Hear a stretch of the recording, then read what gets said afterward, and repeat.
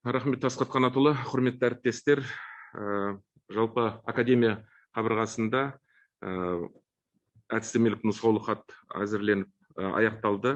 Өткен жылға тәжірибені зерттеп зерделей келе, әдістемелік нұсқаулық хат биыл барлық мектептерге жеткізілетін болады.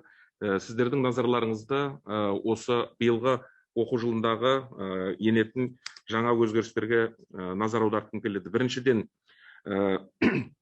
мына жалпы бүкіл оқу жүктемелерінің оқушыларға беріліп отырған заң шеңберінде жеңілдету мәселесі қарастырылып отыр. Екіншіден, әліппе, буквар жаңа оқулықтарының енгізу мәселесі енгізіліп отыр. Одан кейін жалпы мынау балалардың ерекше білімді қажет ететін балалардың оқу бағдарламаларының өзгерістері, жалпы мынау дене шынықтыру сабақтарындағы бірнеше сабақтардың жеңілдетілген түрде шахмат, тоғызқұмалақ сияқты пәндердің енгізілуі, одан кейін мектеп басқару ісіндегі мектеп директорларының ротациясы, мұғалімдердің тағайындау, қабылдау мәселесі, ата-аналармен арасындағы мектептің қарым-қатынасы туралы, жалпы мына білімдегі олқылықтардың орнын толтыруға қатысты мәселелер, сонымен қатар дене шынықтыруға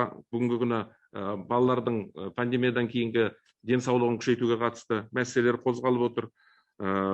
Тәрбие саласында бұл біздің былтырдан бері басталып келетқан оқуға құштар мектеп аясында жалпы мына қарым-қатынастар арасындағы адамдардың мектептегі қарым-қатынастардың мәселесіне, одан кейін инклюзияға қатысты, медиацияға қатысты және жалпы барлық мектептерде биылдан бастап күнделікті 20 минуттық кітап оқу мәселелері осы әдістемелік нұсқауға биыл енгізіліп отыр. Рұқсат етсеңіз, Асхат Қанатұлы, кейбір маңызды мәселелерге жеке-жеке тоқталып өтсем.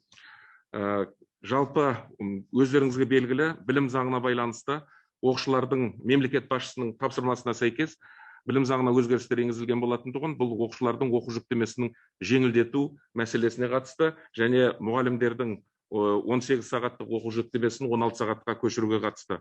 Бұл жерде мән беріп отырғандарыңыздай, жалпы барлық оқу жүктемесі 1 мен 11 сыныптың арасында жүргізілді және аса қатты, Асхат Қанатұлы, айырмашылық, сондай бір зиян тиіп отырған жоқ. Негізгі қысқартулар бұлар вариативтік компоненттен алынып отырғандықтан сонша бір қатты өзгерістер деп айтпауға да болады. Екіншіден, негізгі енгізіліп отырған типтік оқу жоспарларындағы өзгерістерге мән беретін болсақ, бірінші класстағы бұған дейінгі 24,5 сағат жүктеменің орнына 22,5, екінші класста 26 сағаттың орнына 25, 3 пен 4 сыныптарда 29 сағаттың жүктеменің орнына 27-ге дейін қысқартылып отыр. Яғни, егерде жақсылап мән беретін болсақ, жалпы бұл жүктемелерді жеңілдету мәселесі аса бір қатты сондай толқыныс білдіретіндей мәселеде болмайды деп ойлаймыз. Екінші слайдта өздеріңізге белгілі, жалпы биылдан бастап әліппе пәннің оқулығының қайтарылатын туралы айтылған, соған байланысты оқу бағдарламасы әзірленіп, биылдан бастап әліппе пән мазмұнының құруы Байтұрсыновтың ұстанымы негізінде енгізілетін болады. Экранда көрініп отырғандай, негізгі бұл әліппенің өзгешелігі дыбыспен жаттығу, әрбір дыбыстың сөз жасаудағы қызметін есеп қалу, оңайдан қиынға жеңілден күрделіге өту, білімді тәжірибелік өздігінен алу әдістемесіне байланысты өзгерістер енгізіліп отыр. Негізгі оқу жүктемесі аптасына 6 сағат, барлығы бірінші жартыжылдықта 96 сағат, әліппеге дейінгі кезең 12 сағат екендігін назарларыңызға аудартамын.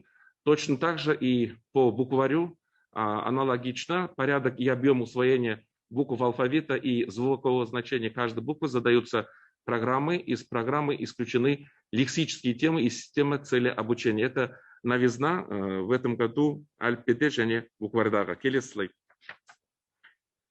Жалпы барлықтарыңызға белгілі, Асхат Қанатұлы, биыл көптеген ұсыныстар түсіп жатыр. Мына 21 ғасыр дағдыларын енгізуге қатысты. Осыған қатысты жалпы өзі былтырда да бұрынғыда да өткізіп жүрген мына основы предпринимательства бизнеса 10-11 класста енгізілген болатындығын, светские основы религоведения бұл 9 класста болатындығын, соның негізінде басқа да пәндерді топтастырып енгізуді қолға алуды біз жоспарлап отырмыз. Бұл жалпы егерде қайда өңірлер дайын болатын болса, мына добропорядочность и этика және эмоциональный интеллект, критическое мышление бұл жаңадан енгізіліп ұсынылып отырған дүниелер, егер бұған дайын болатын болса, бүкіл мектептер осыны оқытуға мүмкіндіктері бар. Негізі бұл мәселе бағытында жалпы